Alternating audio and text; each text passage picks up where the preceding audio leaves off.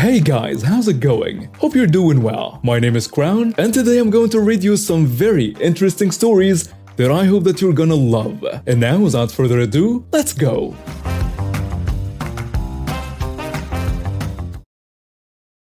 Years back, I worked in the back of house for a chain of fast casual restaurants. Let's call it Emerald Wednesday. I have been there for quite some time and had seen many managers, both good and bad, come and go. They typically lasted just a couple of years. We have been gifted a general manager who was sent to our store as his last chance to salvage his career, and when he failed, we were without a general manager for a couple of months. The assistant managers ran the restaurant and things were okay, but no one was getting promoted within the company. Then a district manager went with an outside hire that was coming in from the other side of the country. This guy was a complete idiot. We will call him Johnny. He had zero experience as a general manager and wasn't even applying for the position, but the district manager talked him into taking the job. Big mistake. Under Johnny's tutelage, our Emerald Wednesday started to slowly fail, mostly due to his mismanagement. He was belligerent to the staff, making a couple of the girls cry by belittling them in front of everyone else. He was so lazy, he'd hide in the office on busy weekends while we struggled without a manager. He refused to do even the basics of his job, like the nightly bowl thaw. For those who don't know, many things are kept frozen in a walk-in freezer and are pulled forward to the cooler at night so that they thaw before morning. This was rarely done on Johnny's evening shifts. We would routinely have to force thaw steaks, shrimps, and chicken under running cold water, which is not something that we're supposed to even do. I saw on a few occasions that Johnny was cross-contaminating foods under the running water, a pan of frozen shrimp sitting on top of, or even in a pan of frozen steaks. At one point, I didn't see this one. Johnny ran some frozen steaks under hot water to thaw them quickly because they needed to be cooked right then. This was a huge problem, and had I seen it, I'd have wanted to punch the fool in his face. We sometimes ran checks of multiple hours and had frequent guest complaints. One guest even threw his silverware at the host. Johnny was called up front and actually took the guest's side, leaving the host in tears. I believe he even calmed the guy's meal. Johnny was a real class act.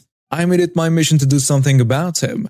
At the very least, he was going to get someone very ill from his shenanigans. So I sat down with the district manager, who had brought Johnny in, and spoke with him at length and in great detail about how bad Johnny was, how terrible the morale was, how he could get people ill and all of it. He asked me point blank what I thought of Johnny, and I told him Johnny is an idiot. Nothing came of it. Christmas was coming and I knew I was quitting in a couple of months. Johnny insisted on having a Christmas party at a bar a town away, but fraternizing between management and hourly employees was against company policy, so I didn't go. Johnny got quite drunk and drove himself home. I heard from co-workers that Johnny had been pulled over for a DUI. Oops. A week or so later, I wrote a lengthy email detailing everything Johnny has screwed up on. Wrote about the Christmas party and included screenshots of court records I was able to look up on the town's website.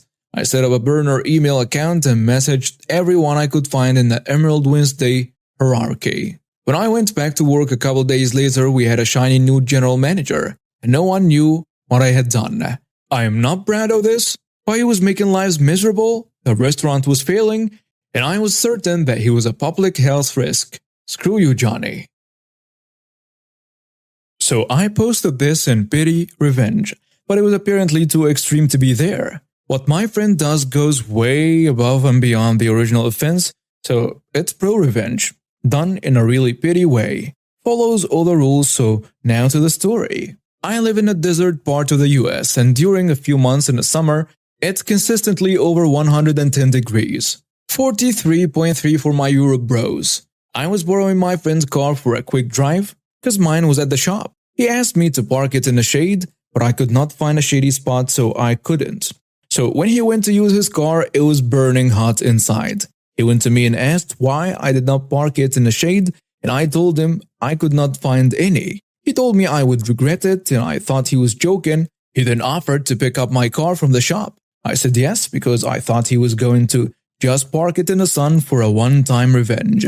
So I drive a Prius, and it uses automatic keys that open it when you go near it. This will be important later. He parks my car in the sun like I expected, then gives back my keys. I expected this to be the end of it, but no. The next day, I went to work and parked in my normal spot in the shade. One of the only shady spots there. After that, I walked into work and proceeded as normal. Later, I went to find my car during lunch and only to see it 3 spots over in the sun. I thought that it was weird because I remember parking in my normal spot, but maybe I'm just tired and someone was already there and I'm having a memory lapse. My car being in the sun was burning hot. This continues to happen for like 10 more days, until I finally convince myself I'm not that crazy. I start thinking, who the hell is moving my car? No one has a key but me. Then I remember my friend and what he said that. He had to be the one doing this. I talk to him and he smiles. Apparently, when he went to pick up my car, he got a new automatic key made for $300. It has been moving my car 2 or 3 spots over every day into the sun. Well, let's just say it did not stop after that, but instead he did it more. From my apartment to work, he made it his life's duty that summer to make my driving miserable. Also, if you're reading this, you know who you are. Screw you, jerk. Additional information. For anyone who thinks it's fake because he could not get the key copied that easily, I had my title and registration in a car. I don't do that anymore because people have made me aware about how dumb that is. I would never take it out because I would lose it. He also had my driver's license so the shop would let him pick up a car, and I asked him and he said the people who made the key just asked for the registration and title and never even asked for the driver license even though he had it. Also, he has stopped and given me back the key because it's winter now and this story is a few months old. He said that one summer was enough pain for my sin. Here is the backstory. It's a long one. About 2.5 years ago, my apartment was broken into during a camping trip. Some things were stolen, including multiple firearms. A year and a half ago, one of my firearms was found with some kids selling crack in a small city right over the border of the next state. The plea deals fell through and a girl the cops had initially mentioned was going to trial.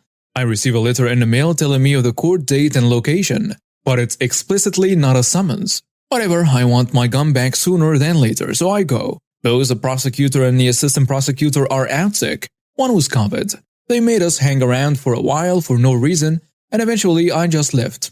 They didn't like that, but whatever. Being there was legally voluntary. I tell them they can mail me the new date, and I will deal with it then. 3 weeks go by and here we are this morning. I get home from work and I check my mail. There are 2 letters. One for the first girl, and another's for a guy I know just as an accomplice from the updates about the girl. His trial is today, and hers is tomorrow. I go to the courthouse 40 minutes away and let them know I am here. Everything is fine. They bring in a jury pool and spend 2 hours getting down to 7 jurors. The trial starts and we're just patiently waiting. 4 cops and 1 other civilian, victim/witness. They tell us no worries. This will be super quick. They basically just need to ask if it's the firearm I reported stolen and I will be on my way. They call in all the cops, who are getting paid this whole time. First, it's now 1 p.m. I've been up for 24 hours, on 3 hours of sleep the day before. After working a 12+ hour overnight shift, my entire body is cramping. I am super uncomfortable and I'm exhausted. I last ate at 10 p.m. and the assistant district attorney comes out and tells us they are taking an hour lunch break. I tell her I can't stay and I need to leave. She tells me I am not allowed to. I already presented as a witness to the judge. I'd be summoned. I hadn't. They can charge me with this or that. One of the cops tells me they could detain me. The judge could order me after I point out that I haven't been summoned and again, this is voluntary. Well, basically they try to strong-arm me when all I want to do is go home. I point out that this guy isn't even who I was told was found with my gun. The assistant DA starts explaining how, oh no, he totally was.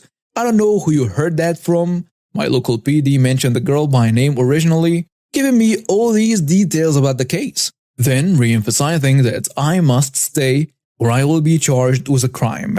Don't worry though, we will get you in right away so you can leave soon. Soon being in more than an hour minimum. Here's the thing, The judge issued a sequester order first thing in the morning before jury selection. I say fine and wait. Here comes the single greatest act of malicious compliance I've ever committed in my life. All the attorneys come in, all the jury comes in, the judge makes me swear to tell the truth, I do, and as soon as I finished, I blurted out that the prosecutor broke the sequester and was telling me about the case during the break. Stop. Everyone except the lawyers, including me. Eventually, they brought me back in. The judge again makes me swear to tell the truth, confirms I understand what's happening, tells me the importance of a fair trial, maybe don't witness tampering then, and explains that witnesses are never to volunteer information and are to only answer the questions. You've been summoned and it's a legal obligation. I let him finish and mention that I have never been summoned. He says, then I'm ordering you. Understand? Yes. Everyone comes back. We all take our oath again. The prosecutor that was threatening me starts asking questions. Here's the thing.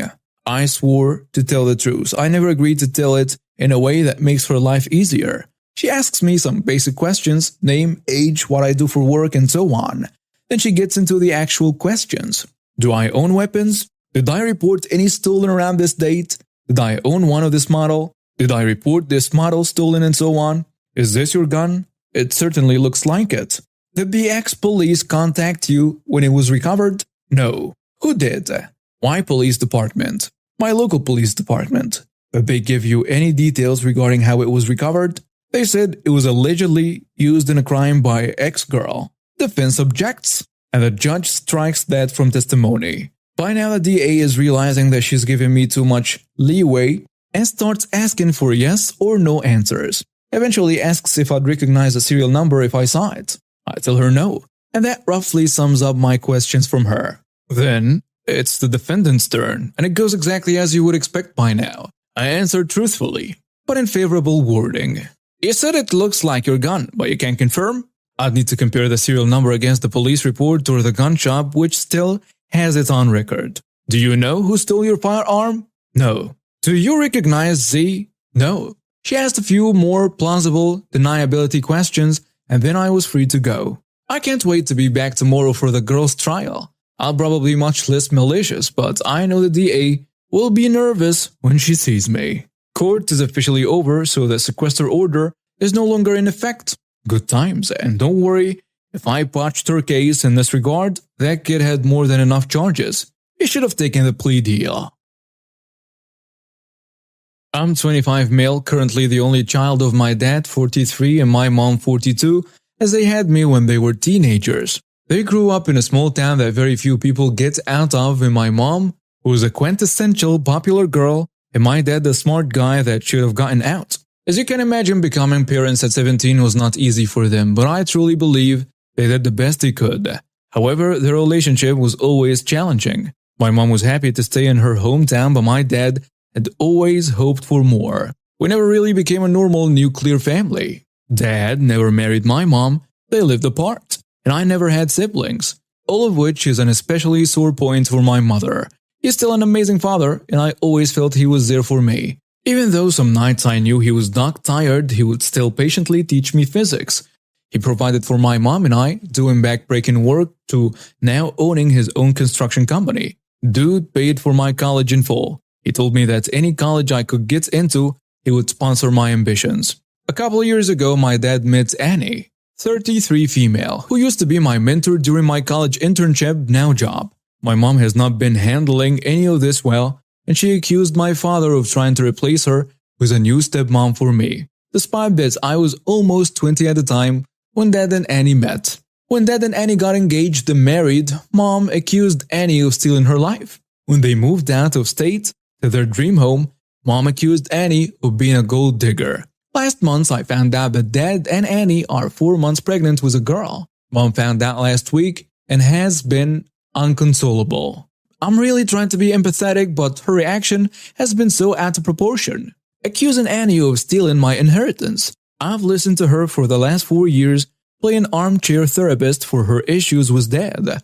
But yesterday, I finally hit my limit and told Mom that she really needed to move on from her personal issues with Dad and find a purpose outside of trying to build a life with him, because it obviously wasn't going to happen. Am I the jerk for being frustrated and saying that to her? And now some comments on the post. Someone saying, "You're not the jerk. Your mom's been holding onto these issues for way too long, and it seems like you've been patient and understanding for quite some time. It's understandable that you'd hit a breaking point. Sometimes tough love is needed to shake someone out of a destructive mindset. Your suggestion for her to find purpose outside of the drama with your dad might actually be what she needs to hear. It's tough, but you're not wrong for expressing your frustration. Good luck navigating this family drama." Another commenter adds, "Not the jerk. Mom needs therapy. Glad to see that despite the rough start in life, your dad did the best he could and stood by you. He likely remains steadfast support for you even with a new family. Don't let mom cloud your judgment. Be supportive of her, but also be happy for Dad and Annie and their baby-to-be." Third commenter goes with, "Not the jerk. It sounds like your mom likely has always harbored feelings for your dad. It's honestly very sad. You need to encourage her into counseling, and then probably her getting away from where she lives to start fresh where she has opportunities she didn't have by staying in the town. She's still young if she had you as a teen. She deserves happiness too." Note, not that anyone is a bad guy here, but please also keep in mind that you may not know all the ins and outs of your parents' relationship the last 25 years. I never thought I'd have a story that fits perfectly into r/entitled people, but here we are. This incident happened last month and still feels surreal. It was a regular Saturday and I took my son Jamie to the mall. Jamie's 8 and on the autism spectrum. He sometimes gets overwhelmed in busy places, but he's been doing so well lately. We were in a toy store and Jamie was excitedly flapping his hands, a way he expresses joy. Enter Karen. She looked like a typical suburban mom, but with a scowl that could scare a bulldog. She was browsing nearby and kept shooting us dirty looks. I tried to ignore her, but then she marched over to us. "Can't you control your kid? His behavior is so disruptive," she snapped. I was taken aback. "He's not harming anyone. He's just excited," she huffed. "Well, he's annoying me. You should teach him some manners." Jamie, sensing the tension, started getting more agitated, and that's when it went all from bad to worse. Karen suddenly grabbed Jamie's arm.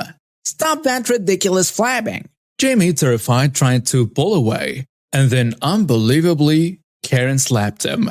Yes, she slapped him. Jamie screamed, and I was in shock. "What the hell are you doing?" I yelled, pulling Jamie away. People were staring and a crowd was forming. Jamie was crying and I was shaking with anger. A mall security guard hurried over. "What's going on here?" "This woman just slapped my son," I exclaimed. Karen tried to play the victim. "That child was being intolerable. I was just trying to teach him a lesson." The guard looked horrified. "Ma'am, I'm going to have to ask you to come with me." More guards arrived, and they escorted Karen away. Jamie was still sobbing and I was trying to comfort him when another woman approached us. "I saw everything. That was completely uncalled for. I'm so sorry," she said. "I am Linda, by the way." "Thank you, Linda. I'm Sarah. And this is Jamie." Linda was kind enough to stay with us until the police arrived. They took our statements and I pressed charges against Karen for assault. The aftermath was a whirlwind. Karen was arrested, and the story even made the local news. I received an outpouring of support from the community, and many parents of autistic children reached out to share their experiences. The trial was quick and Karen was found guilty of assault and given a hefty fine and community service.